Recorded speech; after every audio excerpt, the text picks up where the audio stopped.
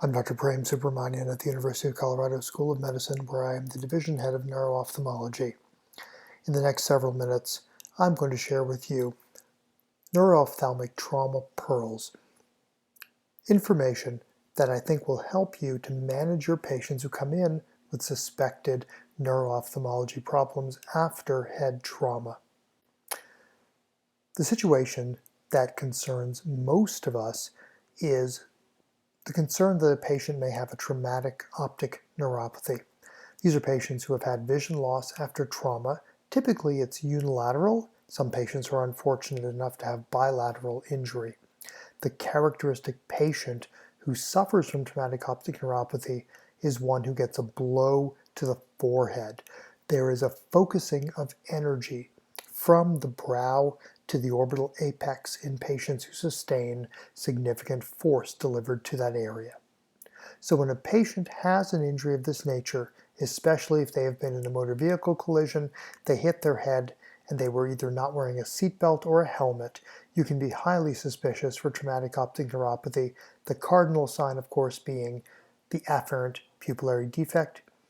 When you see a relative afferent pupillary defect, you should look for other potential injuries that could cause that. Retinal detachment can cause it. Other injuries to the globe, if severe enough, can cause an RAPD. But if all of that looks okay, then you need to be suspicious for optic nerve trauma. This slide illustrates the presence of an optic canal fracture in a patient with traumatic optic neuropathy.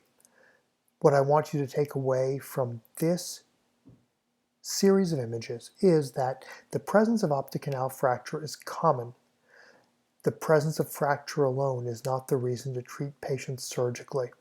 There's a wealth of literature today which has some controversy as to whether decompression of the optic canal in the presence or absence of an optic canal fracture will help patients with traumatic optic neuropathy. At this point in time, a skilled ENT surgeon who goes in and decompresses the optic canal can probably do that very safely, but it's still unclear to me that that is going to result in a significant improvement to your patient. Stay tuned, we'll learn more in the future, but for now, no demonstrated benefit to surgery. I didn't touch on medical management because I think the data supporting medical management with any agent is even worse than what we see for surgery. So our patients with traumatic optic neuropathy, it's a devastating situation for them, but that doesn't mean that we have to jump in and offer them something. Now, fortunately, optic neuropathy is uncommon with most traumatic brain injuries, although older literature suggested that up to 8% of hospitalized patients with TBI might have an optic neuropathy. That was a biased population of severely injured inpatients.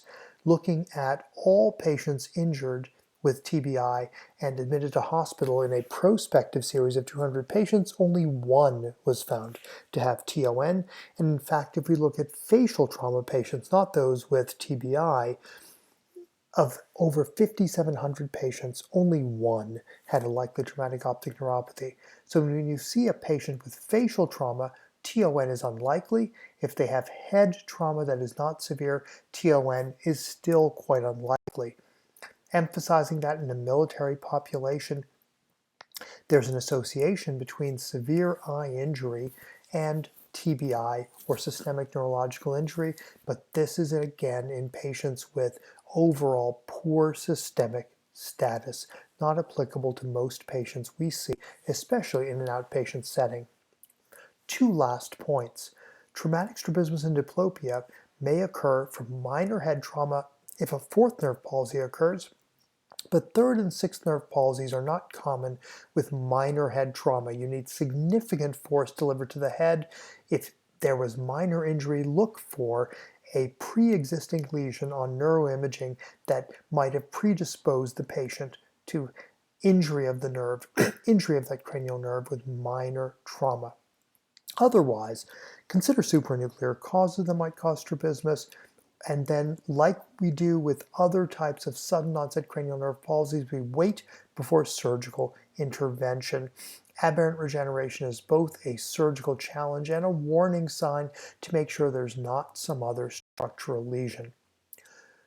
Finally, our patients with traumatic brain injury can have other significant visual disturbances, light sensitivity, reading complaints, reading deficits, seemingly non-specific problems like difficulty with reading that may be due to pursuit and saccadic abnormalities. Send these patients on to a specialist in brain injury to help them recover.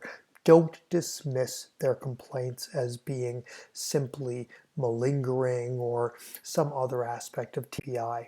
So in summary, there is no proven therapy for traumatic optic neuropathy at this time. Stay tuned, I hope there will be one.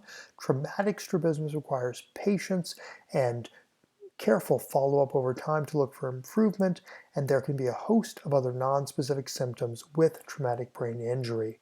Thank you.